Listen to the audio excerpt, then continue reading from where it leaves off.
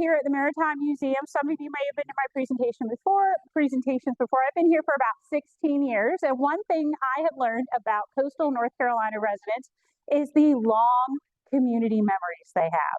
Every time we do an exhibit or a display or a program about the whaling industry, I almost always have someone come up to me and go, my great-grandfather was part of the whaling industry, or I have a bone or a harpoon or something. But what really intrigued me was nobody ever came back and said, my grandma helped, my great-grandma helped. I never heard those stories. And for a long memory community, it was interesting that this voice was missing. So it really led me down this rabbit hole of relocating that voice, and this presentation ended up being a result of a lot of what I found. So I'm excited to share that with you. Before we get too far into it, a couple housekeeping things. This presentation is being live streamed through Zoom right now. There is no camera. They cannot see you. They can't even see me. They can only see what is on the screen. They can hear me through my microphone unless you start yelling at me, which I appreciate. If you don't, they won't be able to hear you. It is also being recorded, so if you want to review or revisit this presentation later, it will be up on our YouTube page in about a week or so, along with about 120 other recorded presentations that we have up there now, including a much earlier version of this presentation that I do not recommend at this point. This one's a little more polished. Every time a little bit better than the last time, which is the way it's supposed to go. If you are interested, this presentation is part of the Maritime Heritage Lecture Series, which is a larger lecture series that we host here at the Maritime Museum. And the next two presentations we have coming up will be on July 9th. That will be It's Getting Hot in Here, the importance of maintaining a stable environment for collections, given by our very own Michelle Crepeau, about conservation and object stabilization. And then on July 16th at 12 o'clock, will be Sensational Sharks, History and Conservation of Sharks in North Carolina, given by Courtney Felton, the department head for the education department here at the Maritime Museum. But we're not talking about sharks or conservation today. We are talking about women, our trying women, a history of women in the whaling industry. Now, I want to make sure I don't get myself too far off. So the whale fishing industry has been a prominent economic force here in not just North Carolina, but up and down the East Coast and around the ocean, all throughout the 18th and 19th century. Arguably, it was fueled not only by men actively hunting these creatures, but also by the women who support them. As I said, one of my goals after I really noticed the missing stories coming out of these long-term community memories was the lack of women. You take a look at some of the most prominent images associated with the whaling industry, you're going to see that there's not really any women even in these images. And we argue, a lot of oral history will say very generic things like, oh, they were at home supporting from home. But I didn't get any specific stories. And that is a very important way to support. I am not discounting that contribution, but I felt like there was a nagging part of me that felt like there was more to their story. And there was, which is very fun. Not many people realize that even a lot of North Carolina residents, that whaling did occur here in coastal North Carolina. We'll talk on that a little bit. These two bottom images are out of North Carolina. Yay! So one of the problems I had was the lack of resources specifically here that discuss women in North Carolina and their contributions to the whaling industry. So I had to get creative when I was doing my research. And I try to start off here so that you can understand why I'm going to allude to other communities from around the ocean. I had to turn to other whaling communities, specifically in Basque, out by France, in Iceland, up in Nantucket, Massachusetts area, and of course a little bit closer to home. Now, the reason I looked to those communities is because those were prominent whaling communities, and North Carolinians would have learned a lot about their whaling practices and fishing practices in general from those other communities. We have these very strong water currents. You can see I have them outlined here in red and blue that help connect our community to those other communities. Often in a lot of historical documents, fishermen and locals will state that they have a much closer tie with Massachusetts and New York than they even do Raleigh early on, before bridges and roads were very much connecting us. on top of that, you're going to see that the whale populations that were being targeted were the same general species as well. As big as the Atlantic is, it is a very small community. So I was able to take a look at these other communities and how they handled gender practices and then really apply it here as well. And I was able, and I'm excited to tell you, that by looking at all these different communities, talking to historians that have also looked at these different communities, and I was able to find a lot of these women. I was very excited. It gives me goosebumps every time I get to show the image. I used to study a lot more in the way of the early 1700s, where I couldn't find photographs, obviously, of the people that I was studying. So to actually find the photographs of the women was very exciting. I was able to find a picture of this sweet girl up here who used to go out on whaling ships with her father, and they actually have the published transcript of her journal from her time being on the whaling ship with her father, which is very entertaining to read because she's about 6 or 7 when she's out there, and her mom also keeps a journal. And at one point they're going around Cape Horn, and her mother goes on about God's blessings and how it's beautiful. And then you read the little girl's journal, and she goes, "It's a rock. Goodbye. Dear journal, we saw a rock. Goodbye." So very different than what her mother. So her 2 different takes on a very similar situation. Also, what's cool about her situation, her and her mom's journals, is the official documentation from many of her father's voyages have been lost to time. So their journals are now the only documentation of those times. So it really is cool to read through those journals. And I'm not going to go through every woman's story today. As fun as it would be, I want to focus instead on this lady, Ann Ross. Ann Ross is a North Carolina lady. Unfortunately, I'm ever hopeful I'm going to find more information about her, but it does appear that I'm going to be very short on it. I don't have a photograph of her, so we're going to bear with the silhouette. She's a Curator woman out of North Carolina from around 1694. And she gives me the best glimpse ever into North Carolina women specifically and their role in the whaling industry. And this is because she becomes involved with a whale that dies on a North Carolina beach in Curator in 1694. This photograph here is not of that whale, obviously from 1694. This is another whale that had washed up in North Carolina.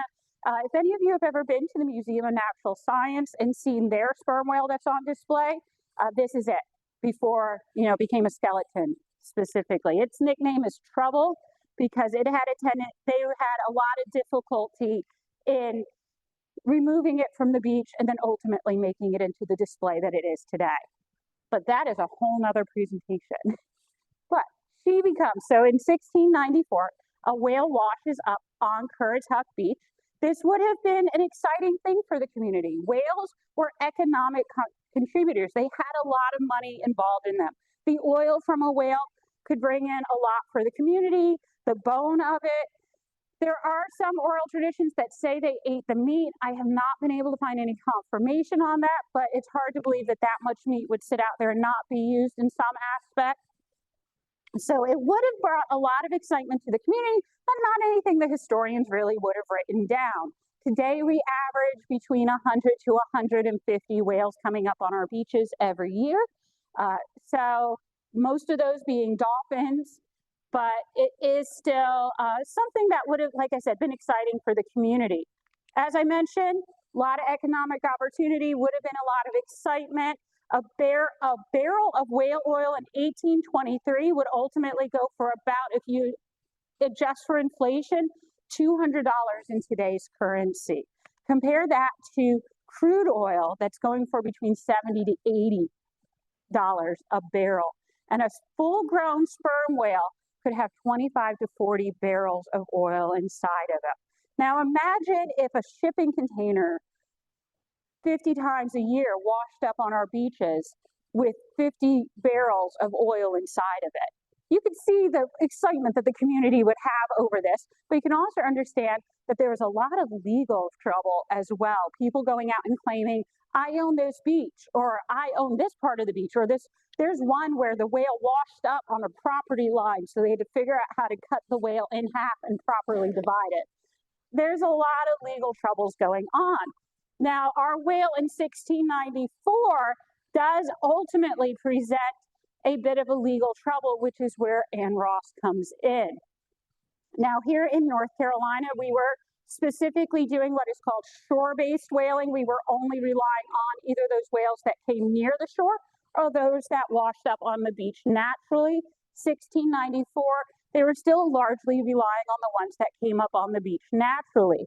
But the better known version of whaling is the pelagic style of whaling. That is the type of whaling that would have gone out of the Northeast, out of Massachusetts. That was a lot more long term. We do see quite a few pelagic whalers that end up off of our coast in North Carolina early on. After they've overfished their area in the Northeast, they will move on to the populations off of North Carolina. And what's really cool too is because we have these whalers off of our coast, we see them start to influence the fishing industry and the whaling industry here in North Carolina and the community as well. And one of my favorite examples of the influence or proof of their influence is the structures on Front Street. If you drive around Beaufort, you're going to notice one of the first things I picked up on, and I don't study architecture as more of a hobby maybe, but when you take a look at the houses, you're going to notice they don't look traditionally, they have more of a Northeastern flavor in a lot of ways. And this house on the right is here in North Carolina, here in Beaufort. And this house in the left is out of Nantucket. This was built by a whaling captain in Nantucket, which, fun fact for you, that whaling captain actually had Melville himself on his ship and was one of the voyages that ultimately inspired Moby Dick. But you can see a lot of those similarities between the two areas and a lot of that influence. And it's going to be the most obvious influence over our community, but from that Northeastern region, which also lends me to look to them when we talk about gender dynamics and the roles that women would have played. So I mentioned to you that we have a lot of pelagic whaling going on early on. Initially, there were no women on the ships. Early on, we do start seeing captains and higher ranking officers trying to bring their wives along. As these voyages get longer and longer, they're going months, if not years, without seeing their wives. Early on, this is not considered a reputable thing or honorable thing for to do. A woman on a ship? No way. Crews were not cool with it. Owners of the ships were not okay with it. I found one story of a wife that went out with her husband very early on. Her family was so ashamed of the fact that she had gone out on this whaling ship, they declared her dead, had a gravestone put up for her and everything. Ultimately, a couple of voyages later, she does unfortunately pass away, and they buried her on an island that was closest to where she was. So she actually has 2 gravestones now. But yeah, they were so ashamed of what she had done, and how dare she, which within a generation, it becomes a much more common practice to bring your wives along. Owners of these whaling vessels, these long-term vessels, pelagic vessels, start to discover that the influence of the women is not a bad thing. The husbands don't drink as much. They're not as mean to their crew. They're a lot more responsible with their decisions because their families are on there. We see wives showing up. We see children showing up on the ships. And like I mentioned earlier, they're keeping these wonderful journals. Whereas I have the ship's log from the captain, and he'll go, "Today it rained." And then the wife goes, "Today it rained all day, and poor Johnny got sick, and we used this medication that we got from this other island to treat him, and now he's doing so much better." So much more detail and so much more information about their interactions with people on the different areas they're stopping. It is very enlightening. So it's really cool to put those together. This is one of my favorite examples of a wife that had sailed with her husband, Sarah Frisbee here. I'm gonna make sure I get her, yes. She lived with her husband, Sluman Gray, at sea for 20 years. 3 of her 8 children would be born on voyages, 5 of whom would unfortunately die in infancy. And she was rated by many of the crew members as a very resourceful woman. In a quote directly from the steerage boy, he noted that Mrs. Gray gathered a kid of tea that grows wild in the Falklands and went a fishing and a gunning ultimately feeding the crew with fish and 16 rabbits. On her final voyage in 1849, her husband was spewing what she called blasphemies all over the deck. She very kindly asked him to not use that language, at which point she referred to it as the most profane language she'd ever heard from mortal lips. He told her to go below where she belonged, and he died on that voyage. So I feel like she got some kind of revenge there. And ultimately, the closest bit of land on that voyage was 400 miles away. She bought a barrel of rum from the owner of the ship. Well, she kind of took it on credit and ultimately had him shipped back to Connecticut for burial. I love this picture of her because I am a mother with a young child. Initially, when I saw this, I thought, oh, look, she's so sweetly caressing her child and just hugging him. No, they have to sit still for a long time to get these pictures taken. She has got a death grip on that child right there. Hold still, just another minute. And so I love the personality coming out of these, and the fact that this woman was out there shooting rabbits in the islands at a time when women were largely being expected to stay home and cook and clean. And like I said, if I were to ask what participation women had in the whaling industry, they'd say, oh, they were at home. But then I've got Sarah Frisbee out there with her gun shooting down 14 rabbits. So it's really a great history. But we did not have pelagic whaling here. So the North Carolina communities were not going out and doing long-term whaling, mostly because we didn't need to. We have a great population right off of our coast. Like I told you, we get about 100 to 150 whales, including mostly dolphins, coming up on our beaches. So taking advantage of the ones just coming up on the beaches naturally is already pretty profitable. And they would take these smaller boats out and they would hunt the whales that were larger out there. So there was, like I said, wasn't much need.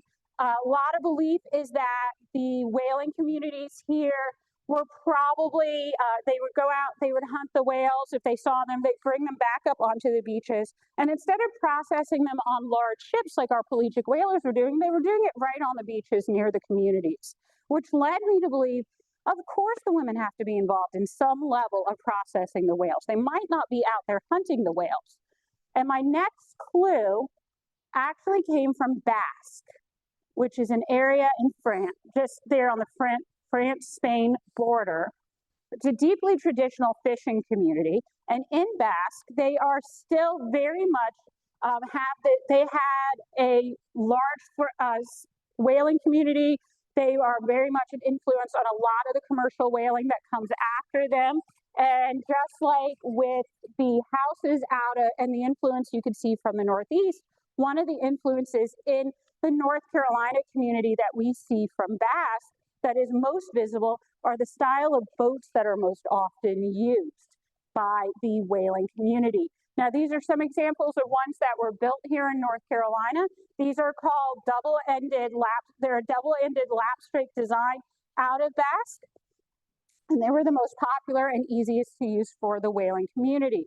Like I said, not the only example of their influence, but the most visible example, which justifies me turning to their community. Do I have the next slide? Nope. Ultimately, to take a look at that gender dynamic. In their area, what they do is they have it split up. The women are not allowed to help with the hunting.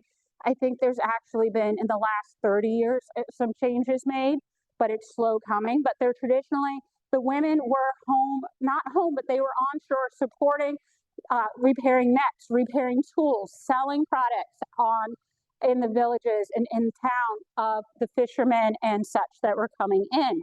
Now, this was great because this gave me a starting point. Here's what the women might have been doing. And Anne Ross, who I mentioned earlier, helped support my theory. I loved it. I was so excited. Anne Ross and her 1694 whale, the reason we know it is because there was a lawsuit that would result from that whale. There would be a lawsuit from a Timothy Peed and Charles Thomas against a Matthias Towler, and Timothy Peed and Charles Thomas in this lawsuit, but they would bring in Anne Ross as well, and she will appear about 4 times in this lawsuit, in this complaint against Matthias Towler, which will tell me a lot ultimately about her participation in this whale. One of the first things that they talk about with her, she comes to contest the fact that she had been in possession of 8 barrels of whale oil that had come out of this whale that had washed up. And Towler, Matthias Towler, had come along and taken them without paying. For me, this confirms that women, at least Ann Ross, were actively selling the materials being harvested from these whales. Same as what I just saw in the Basque community, also the same as what we're seeing up in Massachusetts. So they are being trusted with ownership of these, possession of these items and selling these items as well. So here's one role right here that these women were doing, which was very exciting for me.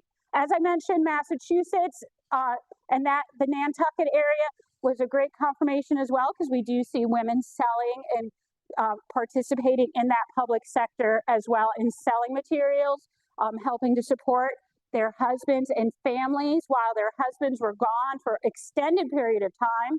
It actually got so common in the area for these women to be owning businesses and running them that at one point there was a whole row, it was called Petticoat Row, because every business on that road was owned by a different woman, selling things from stationery to whale products to other materials specifically targeted at women, but they were there supporting their husbands. We also see a number of testimonials of women talking about running their farms.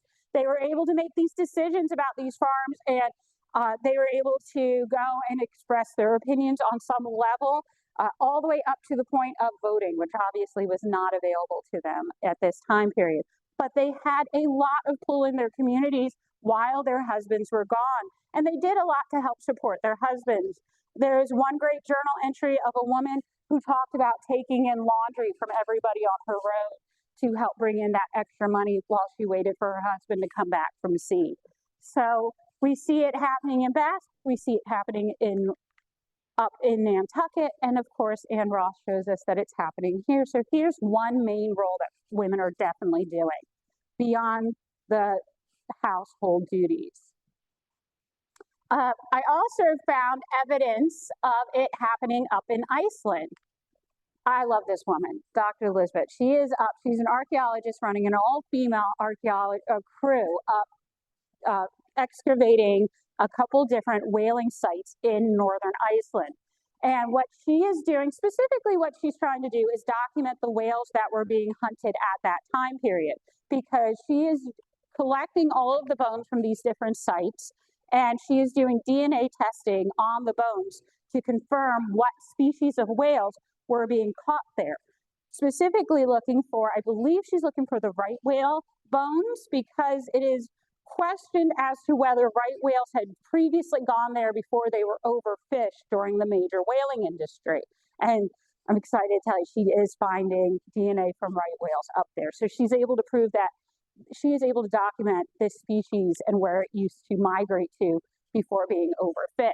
But on top of that, she is finding communities or makeshift stands and communities around these whaling camps that look like stands where they used to sell and process the materials from these whales. And she's finding evidence that women were there as well and running these stands. So this tradition of women being part of processing and selling the material goes on way back into our history, which is great. And this is another community that would have largely influenced all the other whaling communities around the coast. But this also opens up the discussion.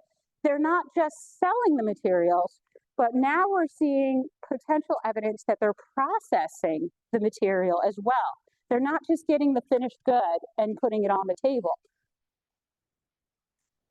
And this is where the second time we see her show up, we see Anne show up in the complaint. And at this point, she comes in and she gives a testimonial to support Pede, the other gentleman that was suing Towler.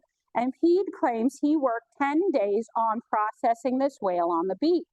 And she comes in and confirms that, yes, he was there for all 10 days. And what was telling for me is that they accepted her testimonial, which tells me that it was not odd or unexpected that she was there and that she was there all 10 days. First reaction I get out of most people is, wow, 10 days to process a whale.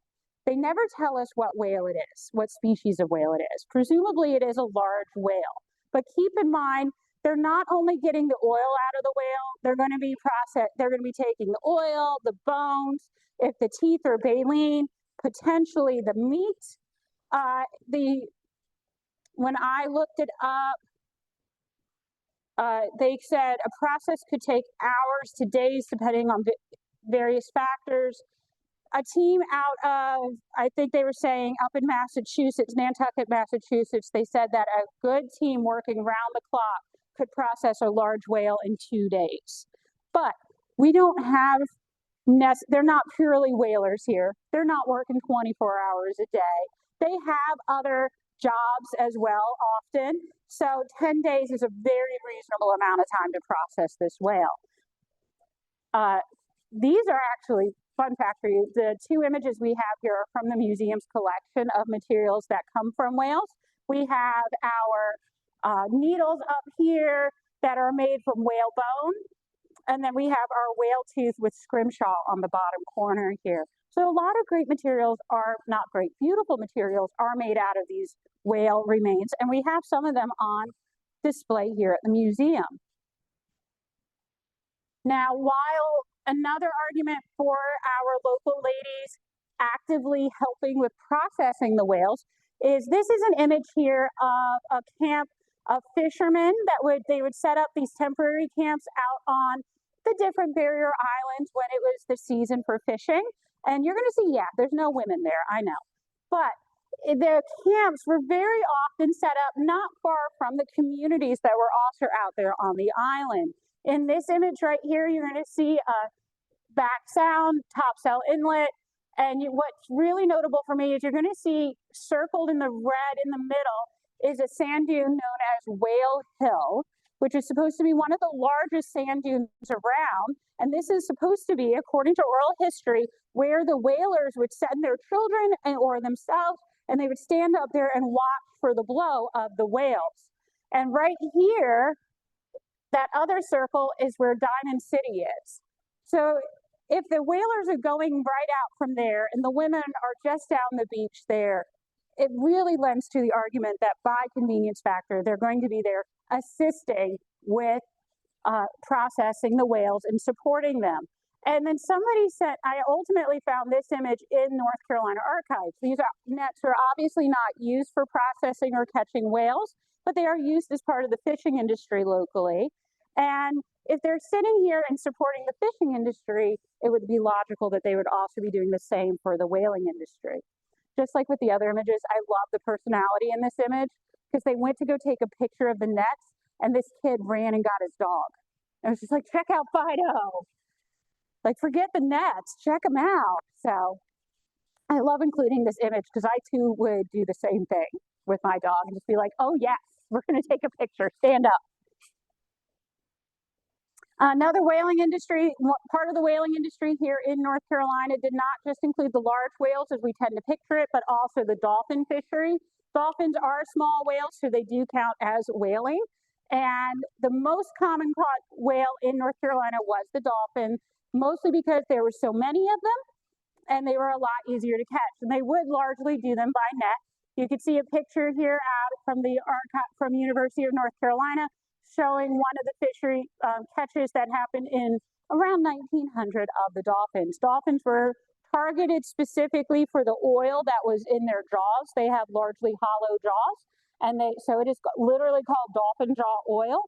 Companies love this oil because of its low freezing point. So you would see Swiss Army love putting it in their watches. Rumor has, well, no, it is documented. NASA loved using it in their space instruments. When asked recently if they still use it, they did not make any comment. So I don't know, maybe they do, maybe they don't, but it was this really useful material.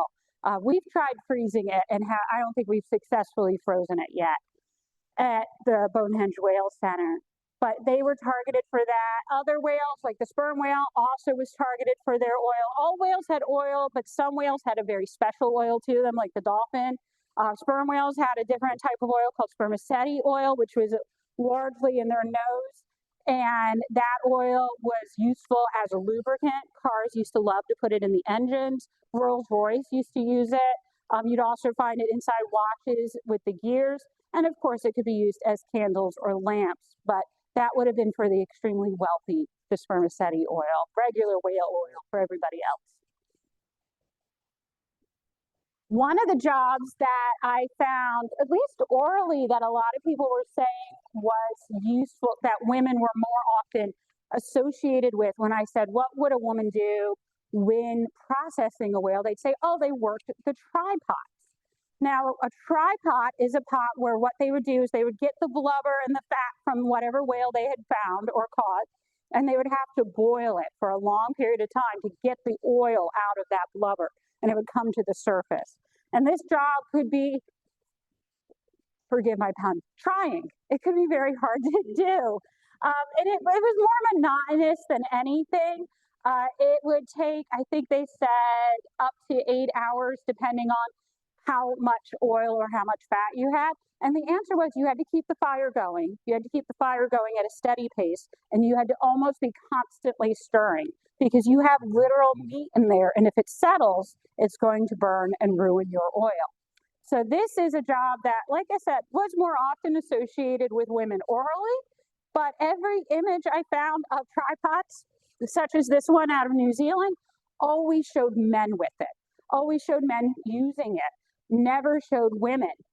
But as you might have guessed, Ann Ross came to the rescue. She shows up again in this complaint. And what is she suing over? The fact that she tried up, her and her family, 3 barrels of oil that Towers stole from her family. Not stole, took without paying. So we now have documentation that our girl Ross was actually working the tripods. She was there helping to process the materials. And unfortunately, she has now been targeted quite a bit by this poor man. She has lost 7 barrels of oil to him, along with the 3 that she just finished processing, which when I mentioned to you that we were looking at about $200 a barrel, and now she's lost almost 10 to him, you can understand her complaint against him here a little bit more. I'm happy to say that ultimately Taller was ordered to pay Ann Ross and the other 2 that were filing a complaint against him, pay out towards them. She was given 51 shillings and 3 pence in reimbursement for the barrels and her labor. And in addition, she was given an allowance of about 16 shillings and 8 pence to reimburse her for attending to supply evidence for that 10-day complaint as well.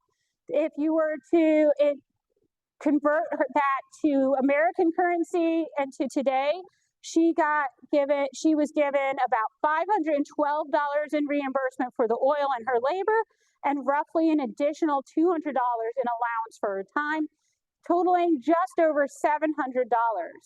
This would have been a pretty good amount of money, especially considering the other 2 men got paid out as well. So she was fairly successful. Unfortunately, after getting her money, she disappears from history, and I have not been able to locate her again. But that $700 for me was nothing next to what I was able to learn from Ann, and I was fortunately able to share with all of you, because not only am I able to say that these other communities are doing it, but I now have solid evidence that somebody here was doing it as well. So I appreciate you. If you want to learn more about women in the whaling industry, Joan Druitt is one of my favorite sources. She has a book called Petticoat Whalers. I wish I could use that title. What a cool title. But thank you very much for joining me today. I appreciate y'all being here, and I'm not running away, so if you have any questions, feel free. And I'll see if anybody online has questions. Nope, and no complaints about the volume, so we did okay. Beth, Dove, Meredith, any questions?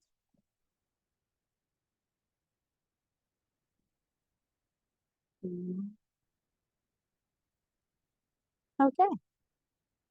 Have a great night.